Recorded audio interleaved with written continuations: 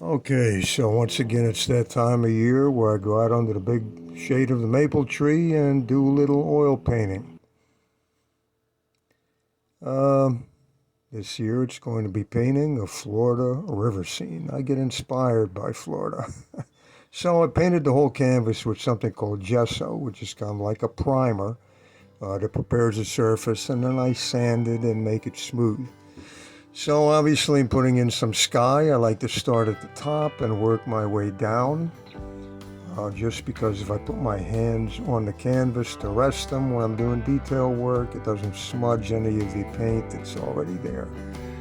So again, sky is always darker at the top and lighter at the bottom. So it's a matter of mixing. I think I've got three different blues there, a little bit of white. So now I'm putting in the trees. Mostly cypress and palm trees, which are the majority of the trees in Florida, particularly along the rivers and the lakes, etc. A lot of cypress, a lot of palms. There's, I think, 40 different palm species just in the state of Florida. And they're beautiful trees. I love them. I love coconut palms. I love getting the coconuts. So always keeping in mind where your lighting is. Now my lighting is going to be from the upper left-hand corner. So that side of the trees will be obviously lighter and the right sides will be darker. So now we have the texture that I put in on the bark and I'm moving into vegetation. Now this is sped up at 150, 160 speed in the editor, so my hand is moving really quick, but it's a lot like making leaves, deciduous leaves, painting in the clouds in the sky. You just kind of randomly dab and smear and swipe, and as you can see I'm moving along there. I painted in a Bismarck palm, which is like a bluish green, beautiful type of palm that they have down there, and I'm just working my way across from left to right.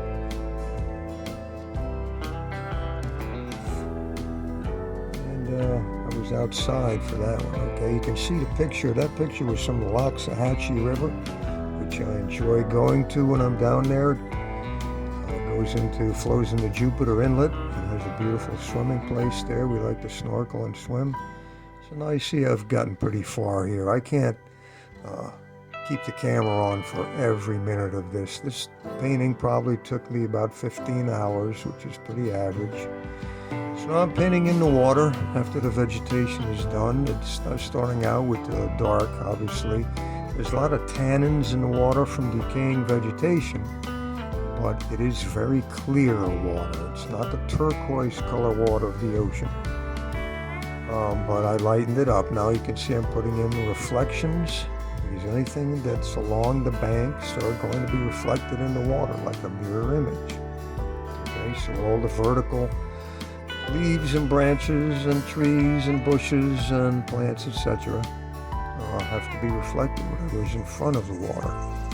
But the key is to make it realistic, and I like painting realism, is I make the lines go across horizontally and create the ripples in the water.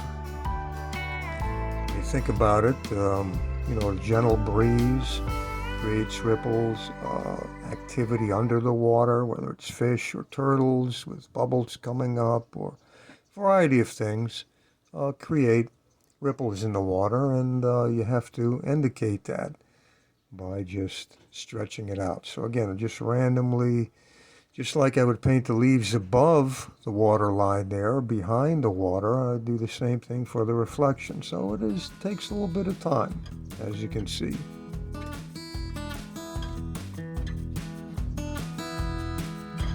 Can't rush it. You've got to, if you want it to look realistic, you've got to spend time with the details and think. Always mindful of your light. You can see in this photograph I have the light coming in from the left. And you can see the highlights on some of the cypress tree roots there and some in the water. Some of the sprouts coming up. And again, just finishing this going along.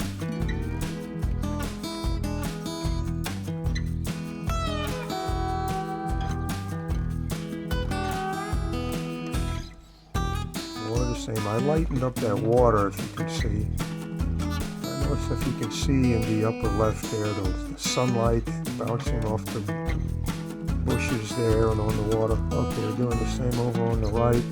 You know, there's a temptation when you get to a certain point where you get tired. I can't do this for more than 2 to 3 hours. My back gets tired of standing and sitting, and you just kind of burn out a little bit. That's when you have to stop, because then if you don't, you make mistakes. You get sloppy and you mess things up. And most mistakes you can fix, but a lot of mistakes sometimes you can't. So you have to maintain your diligence and your patience. Not want to throw in the towel, which is tempting sometimes.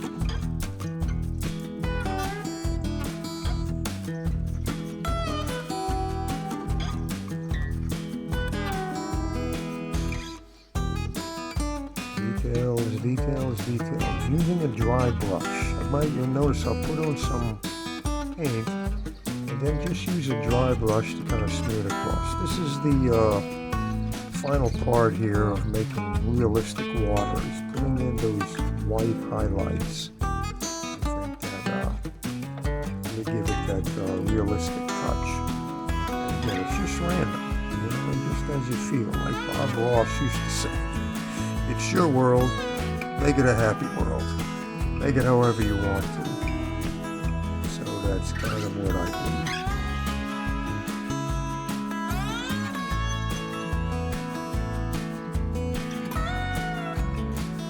Now is my favorite part, where I'm going to draw in the alligator. Wally Gator. Remember that cartoon from the 60s? Wally Gator, the king of the swamps. You know, there are actually 1.2 million alligators in the state of Florida. They are too many, in my opinion. I love wildlife. I look for them. I like watching them, observing them, etc. But I'm smart enough to use my brain that God gave me to stay away and not get too close and not do stupid things.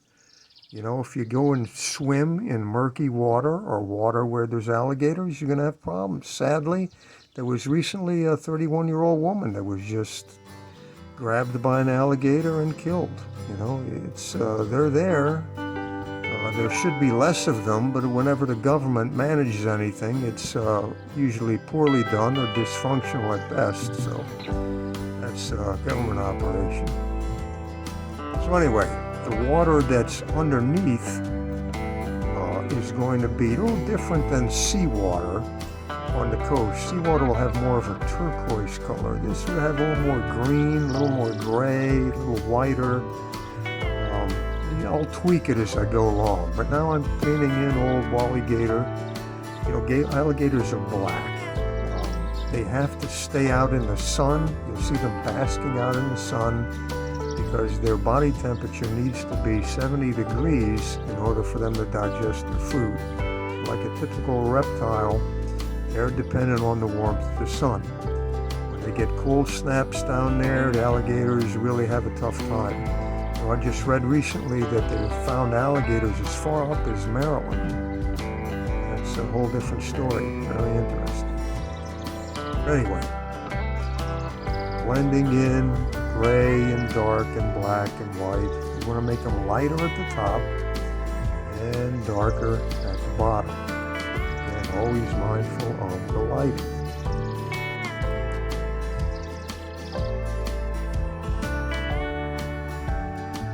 You know that Louisiana actually has the most alligators in the country. They have over 2 million. Okay, so some details now. Took a lot of time to paint in those scales and the protrusions on their back, and it's a body armor that they have. So again, since his face or the top of his head is just going to be above the surface, it's going to be lighter because of the sun reflecting on it. And there's a lot of fine detail here. You can see how my hand is resting on the canvas there. If that was wet paint, then that would be a problem. It would be all smudged up.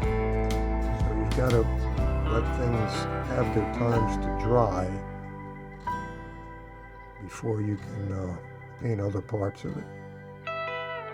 So I'm giving him a nice masculine jawline. We want him to be a masculine alligator, making a male. Males are usually twice as large as the females.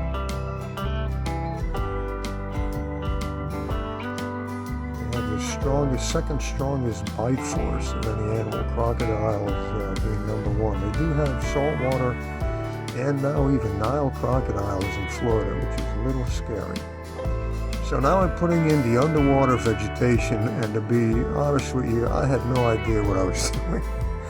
I just randomly did it just as I did vegetation above the water, kind of like making leaves on a tree and just dabbing and smearing and randomly swiping and painting and brushing and all the above, and trying to make it as realistic as possible. I was looking at a photograph online for this, but again, I could do, honestly, I can do all this from memory. I don't even really have to look at anything.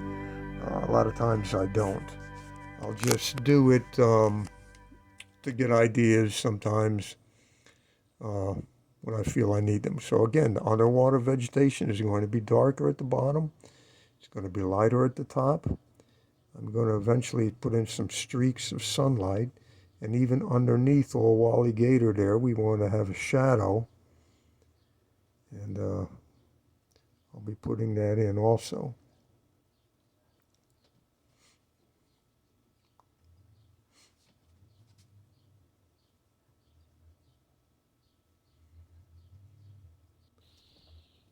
And again, keep in mind this is sped up, and this is all clips. I don't have the camera on obviously the whole time. Like I said, this is probably 15 hours, 2 or 3 hour increments at a time. And now I'm putting in some wildlife, okay? The snowy egret, a majestic bird. You could see the strands of feathers that comes to his head and stuff out of his head. Very beautiful bird. So you see them quite frequently. They're all over. There's so much waterfowl, abundance of waterfowl in Florida. It's just really amazing. Now I'm putting in a little painted turtle at the bottom. All kinds of turtles, all kinds of concentration of wildlife is really so much more than it is anywhere else, like it is in the tropics. So I'm putting in him dark first, and he's hiding from the alligator because alligators will eat turtles. They'll chomp them, and their jaws are strong enough to crush their shells. So I'll put the painted part, because painted alligator or turtles are reds and yellows and really beautiful. Of course, it wouldn't be complete if I didn't have a largemouth bass in the background there. So much fish in the water. I do a lot of saltwater fishing. I don't do much freshwater, really any down there, because I do plenty back home. So I do know that there are a lot of really big largemouth bass in the waters there. This bird here is very unique to Florida. It's called the anhinga, which is a Brazilian name, which means devil bird. It's called snake bird in Florida. It spends the majority of its time underwater chasing and catching fish, so it has to sun itself out in the sun when it can, with its wings spread, as you see in that picture, drying itself out. There's a long snake head that you can see there, really majestic, unique bird. You'll see these little details I'm putting in better when we get to the end here and I show you the whole painting. That's the anhinga.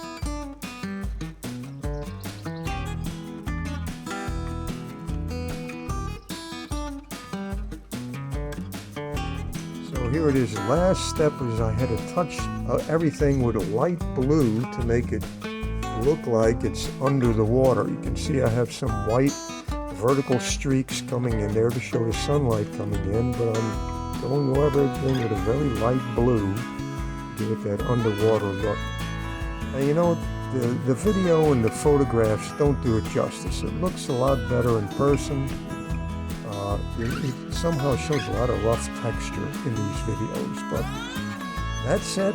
That's painting of Florida river scene. Hope you enjoyed it. I did making it.